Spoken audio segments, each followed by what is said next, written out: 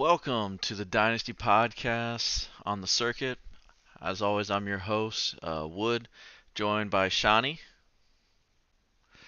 Egask, and Bankhead. We've been playing Dynasty together for multiple years now. We've always done a little podcast on YouTube, and we decided to finally do it, bring it on over to Apple, and take a little bit more of a general Dynasty fantasy football approach, share our views. But the way we looked at it was we can take our experiences in our leagues to help you guys with your leagues. So we're still going to reference some of the characters in our league and trades and everything that we see. That way you can see real effects in Dynasty and maybe use them to your advantage in your own leagues. So let's start off with one of the biggest deals of the offseason and one of the most polarizing in Sean Watson. And we actually have a Watson owner with us, and Shani.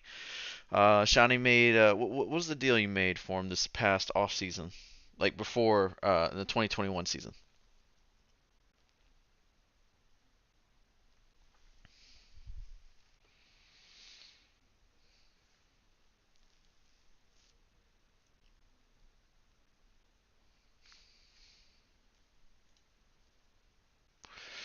All right. So how are you feeling right now as a Watson owner? What do you think if somebody came to you today and say I have to have Watson? What is the minimum that you would take?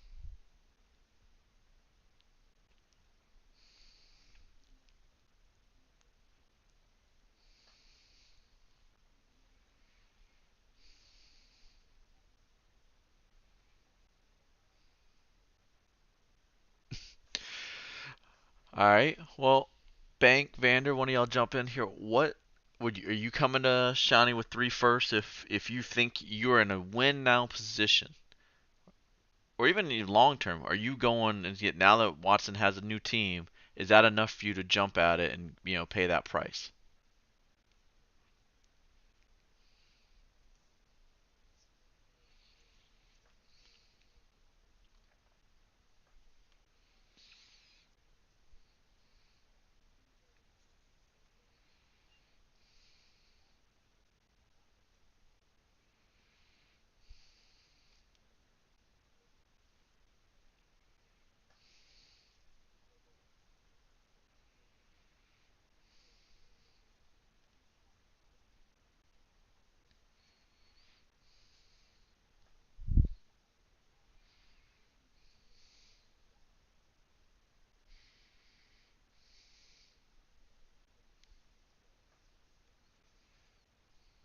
What about you, Vander?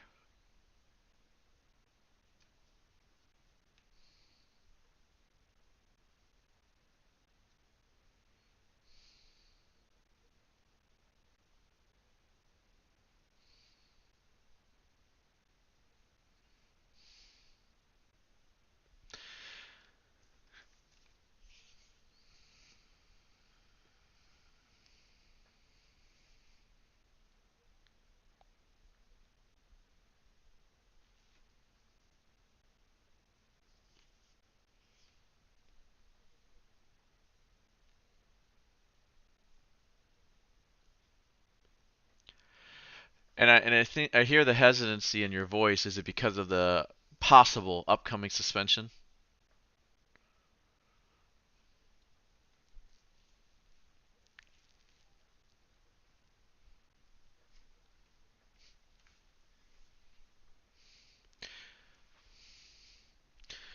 See, I, I get it. I'm thinking short term, but I still think there's a big punishment coming down the way with everything that's going on with the Washington football team, with Jerry and Dallas and all this stuff about the treatment of women. I mean, they're going to take it out on the players because they give all the owners slaps on the wrist. I just think he's going to get a like don't do this type penalty to every other player in the league. And I'm not saying it's fair. I just think that's what's coming. Um, And I don't trust the Browns. I'm thinking minimum 8 to 10 games. So I think you're screwed this season.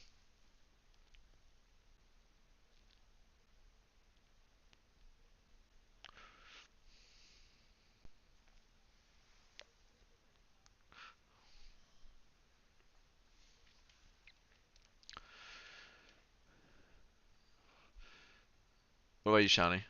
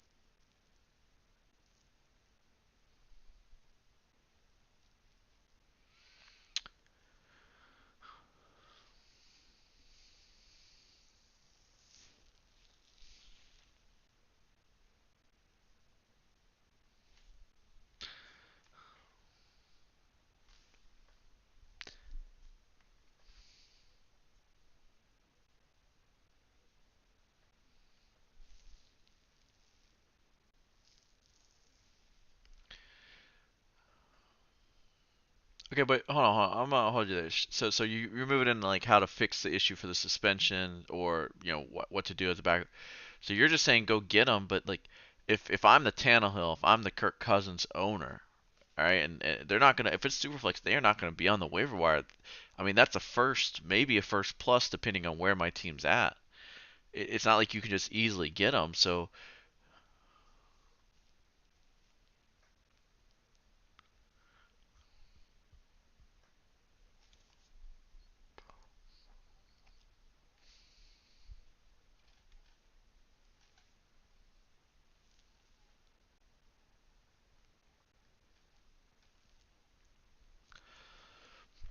I'm not, I'm not arguing the value there. I'm asking now, what is the backup plan? Assuming, let's just say he gets suspended half the season. You are a contender this year. Okay, if you don't have him, you make that deal, three firsts. You get him because you're hoping you make the playoffs. What do you do in the meantime? Because you got to have a decent team. You just gave up your whole future. You only have maybe two other quarterbacks, but you maybe need a third. How do you where are you getting that quarterback to fill in the gap until Watson is available? Let's just say he's half the season.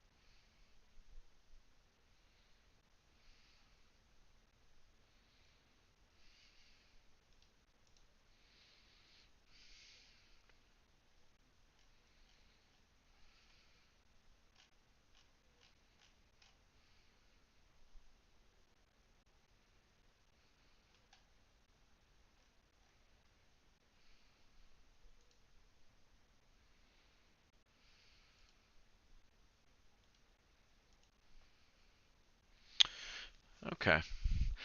All right. Anybody else got any last parting shots on the Watson deal?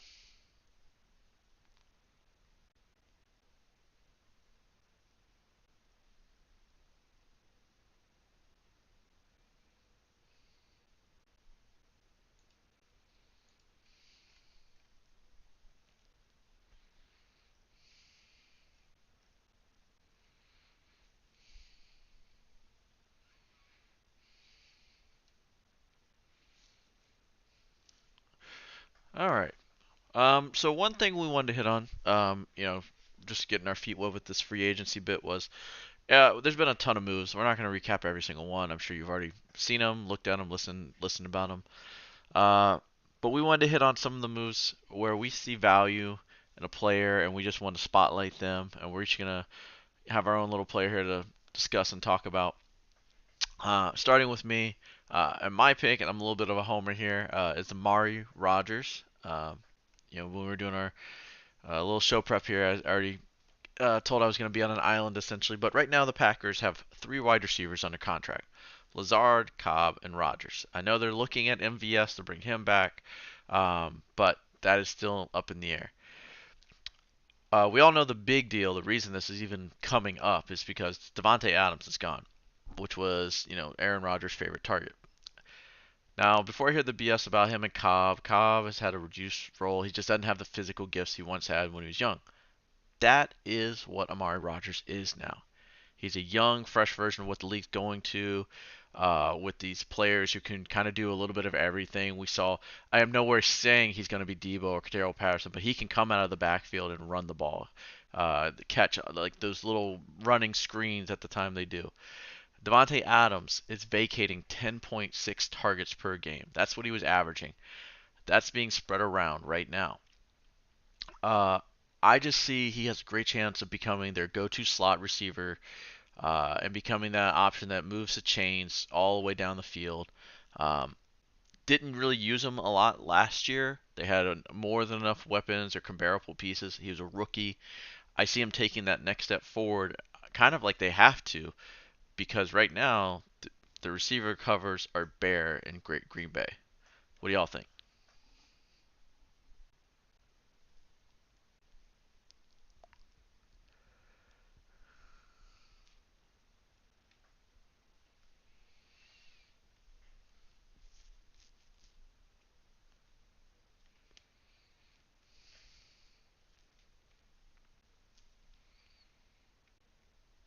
If you had Amari Rogers, Vander, what are you selling him for?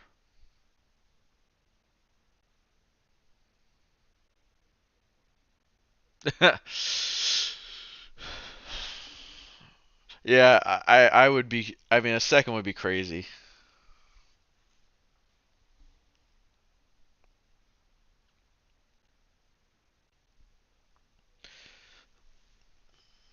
I would pay a third. I would pay a third and be comfortable with that.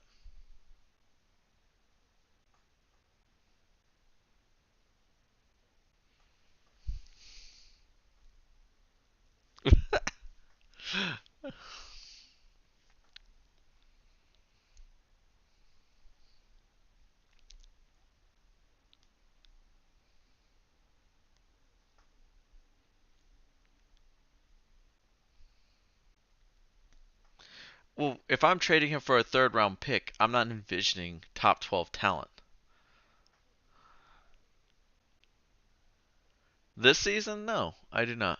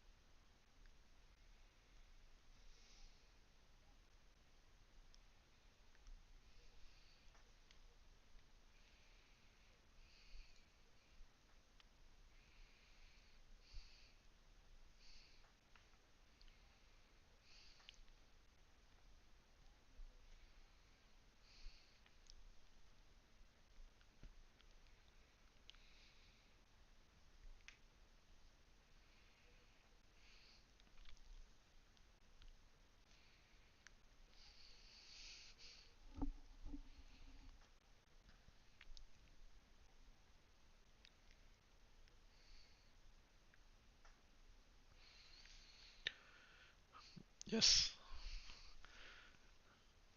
I'll end it on I'll end it on this.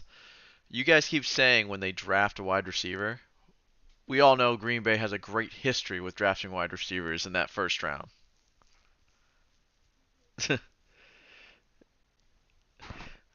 I mean, even Devontae Adams was a second round pick.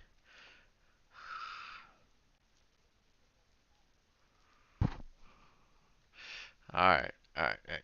All right, shifting on, Bank. Let's go ahead and go to your guy. Tell us about who you see as a good value pick after all of this offseason so far.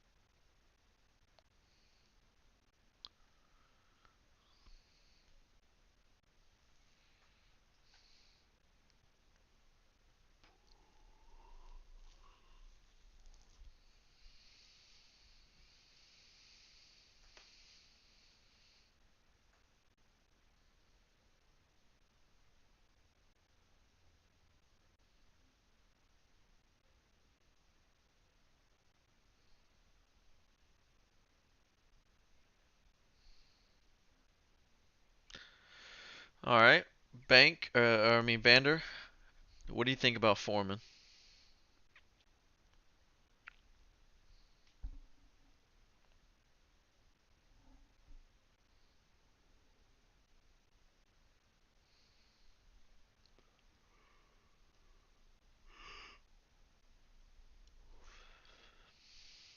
Uh, Shawnee.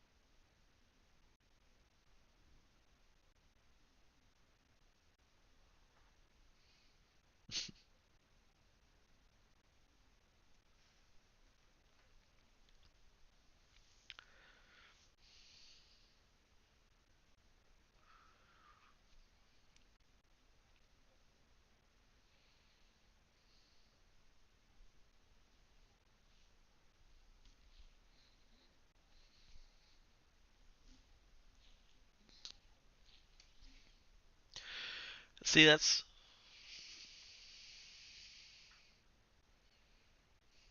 yeah. I don't think you're gonna get. I think Shawnee's right there. 211. I mean, I'm not saying that's the exact pick that he would cost, but I don't see if speaking as a Foreman owner, I don't see why I'm trading him. You know, you made the whole case. He performed great in place of Henry last year. Like I think he balled out. And why we all know McCaffrey's injury history. We all saw Hubbard was meh at best. Why would I trade this guy for a fourth? Um, if I can get a second, I'm smashing.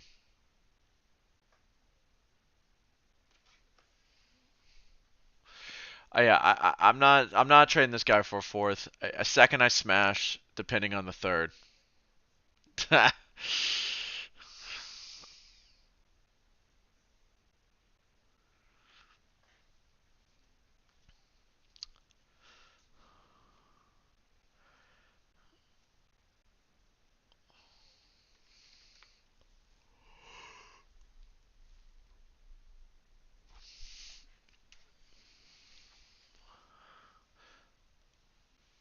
I'm curious before we move on to the next player.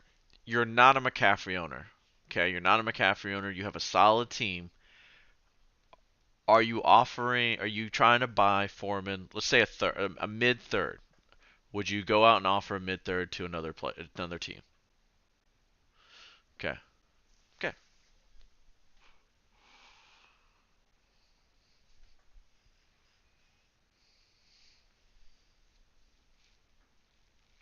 All right. Moving on down the list. Egas, Vander, whichever one you want to go by. Juju. Oh, I ruined your development. But Juju Smith-Schuster, tell us about him.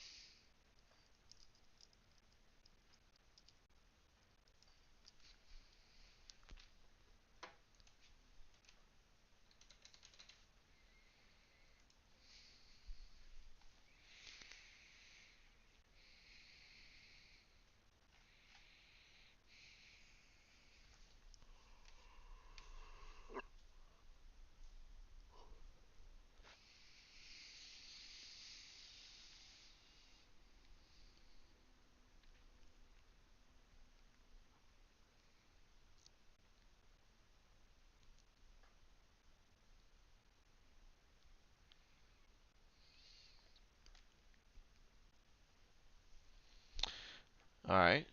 Shawnee, where are you at on this?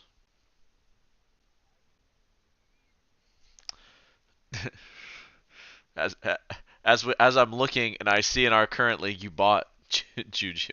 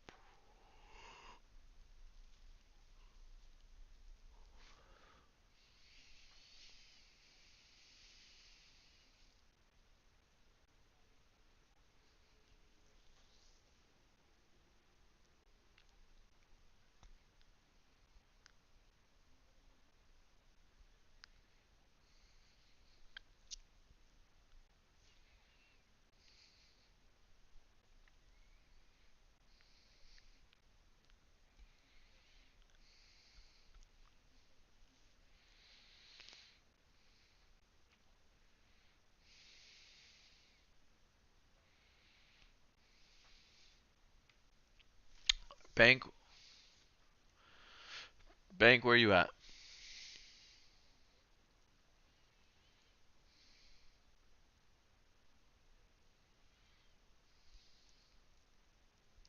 So, are we concerned about usage consistency? Is he going to be touchdown dependent?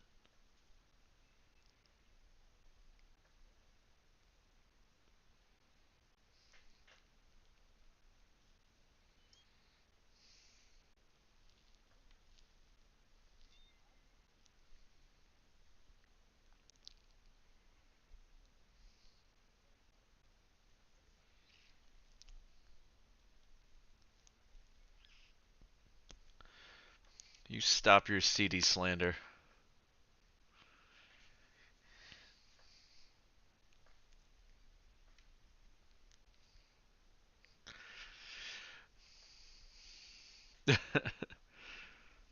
God.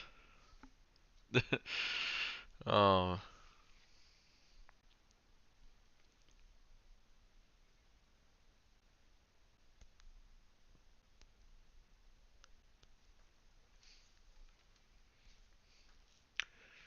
yeah, but I do not put Amari Cooper in the same. I think your first point about him playing next to AB, he really benefited from it.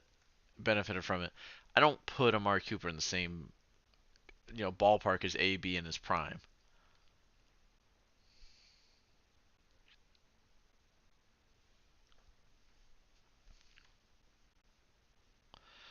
No, I think your point. No, you made the point, Shawnee, saying that AB was a true number one. Like he was drawing. You just talked about how We had to discuss. Tyreek was drawing two. Cover two over top. They were double teaming him essentially. That's what they had to do with AB, which meant that Juju was always getting the softer covers, the one on ones, the whatever. I think he played well aside from that. So he was. He was. So,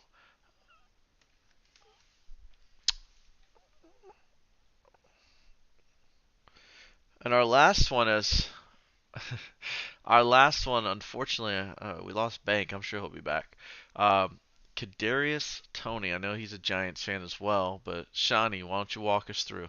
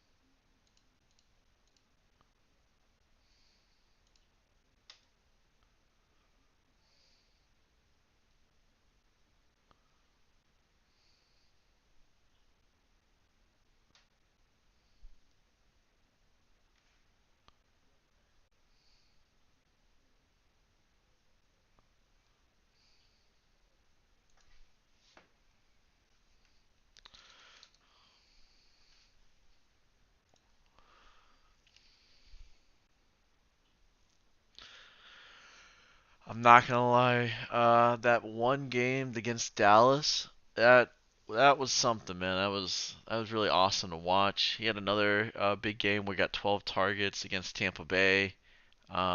Injuries unfortunately kept screwing, so it was hard to get a consistent view with him. But the way they used him and the way, just when he was out there, he commanded the ball almost. Um, and I just see that with the way the Giants are going, they don't have the money to go buy out any more receivers. I mean, he's going to be their big playmaker. I like it. I'm trying to get him for a second, but I think you're right. He's right in that late first. I think you nailed the value there. Vander, you agree?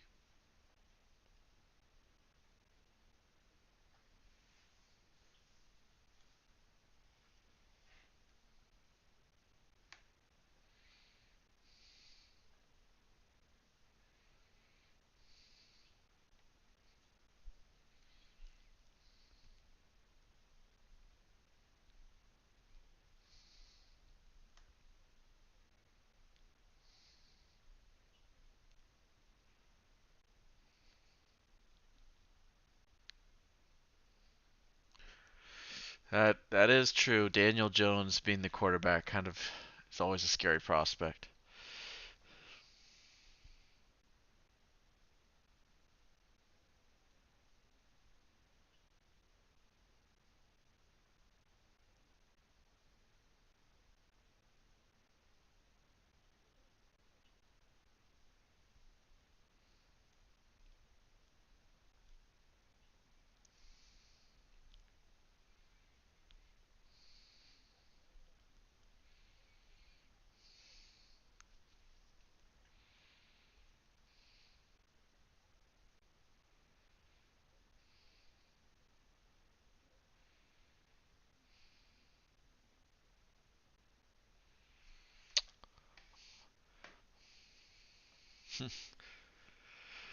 We shall. I think that's gonna wrap it up for us on our inaugural episode. We're gonna try to keep these to half an hour. That way you get a quick little bite instead of going on and on.